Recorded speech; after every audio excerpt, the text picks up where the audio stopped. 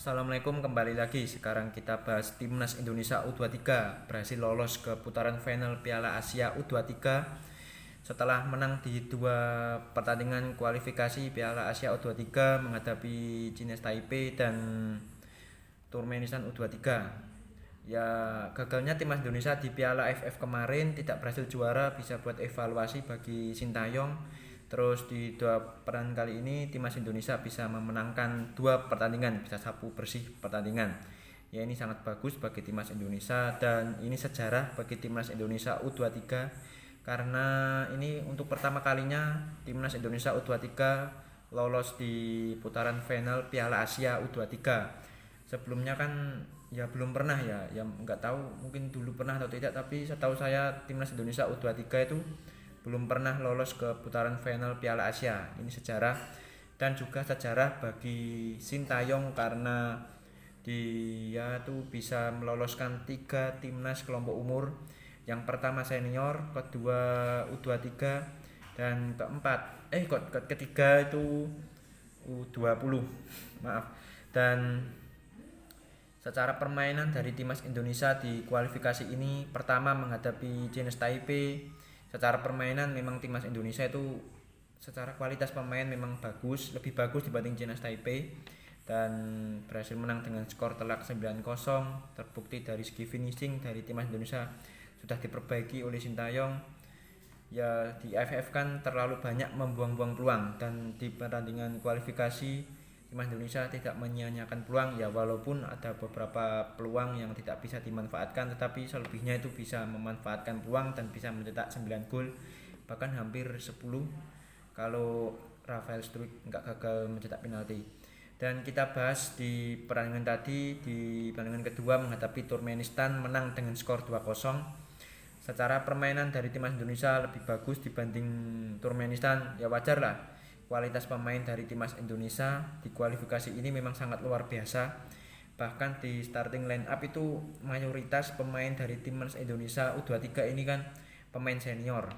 Ya mungkin yang belum main di timnas senior itu seperti Rio Fahmi, terus sampai itu Arkan Fikri ya, dan Komang. Itu mungkin beberapa pemain yang belum bermain di timnas senior. Selebihnya kan mayoritas kan sudah bermain di timnas senior. Ya seperti Hernando, Elkan, Rizky Ridho, terus Arhan, terus Ivar Jenner bahkan sudah dua pertandingan menghadapi Palestina dan Argentina. Terus Rafael Struijk, Marcelino juga bahkan dari umur 17 tahun dia sudah debut di timnas senior. Terus Ramadan Sananta, Witan, dan masih banyak lagi pemain senior yang bermain di timnas U23 ini. Di babak pertama awalnya timnas Indonesia kesulitan untuk membangun serangan ya karena Turkmenistan itu bermain sangat disiplin, sangat agresif, terutama di lini tengah bisa mematikan pergerakan dari beberapa pemain di lini tengah yaitu Arkan, Ivar Jenner dan Marcelino tuh dibuat kesulitan ditutup pergerakan mereka oleh beberapa pemain Turkmenistan. Tetapi Turkmenistan itu tidak berani bermain keluar karena ketika mereka keluar bisa saja para pemain timnas Indonesia mengancam dan membuat peluang yang sangat berbahaya.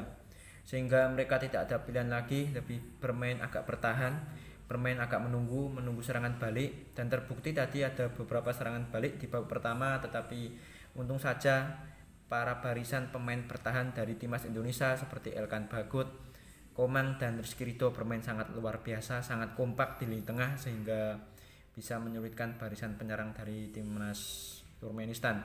Dan Ivar Jenner juga beberapa kali menggagalkan serangan-serangan dari para pemain Turkmenistan. Ini pemain itu sangat bagus sekali, sangat ya, ini pemain terbaik timnas Indonesia U23 di kualifikasi ini yaitu Ivar Jenner. Dia adalah roh permainan dari timnas Indonesia. Defense-nya bagus, kreativitasnya juga bagus, ketika menyerang juga bagus. Bahkan tadi dia berhasil mencetak gol.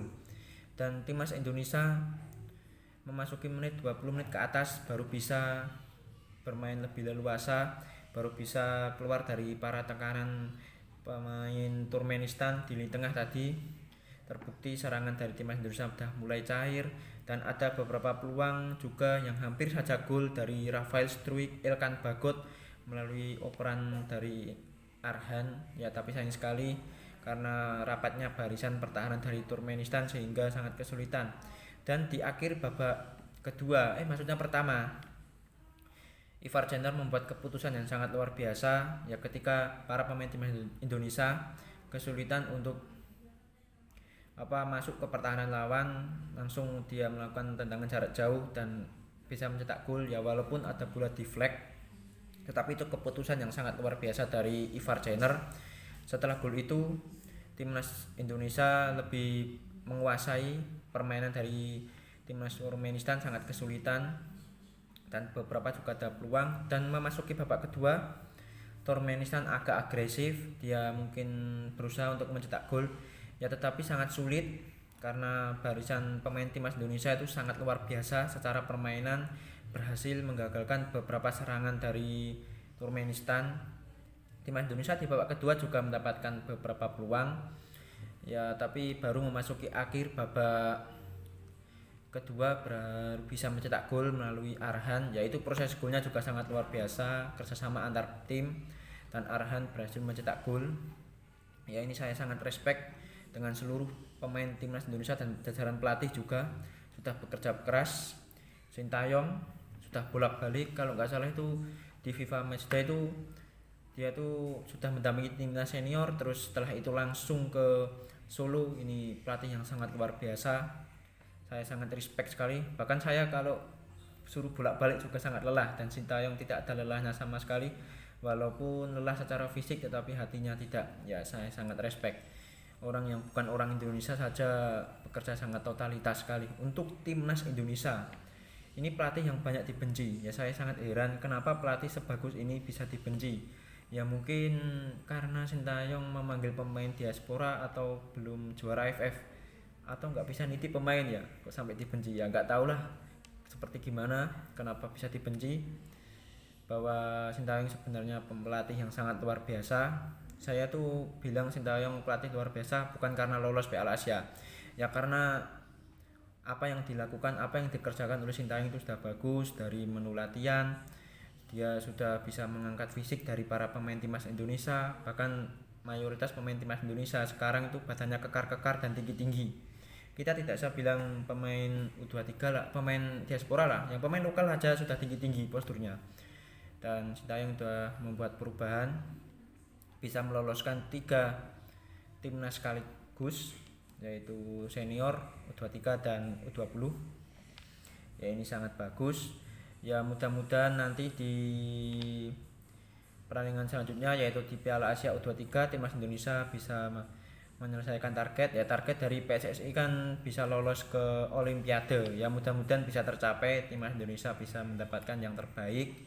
Timnas Indonesia dari kelompok manapun, umur manapun juga mudah-mudahan bisa mendapatkan hasil yang terbaik ya. Saya akhiri perjumpaan kali ini, kalau ada salah kata dari saya mohon dimaafkan. Saya akhiri, assalamualaikum.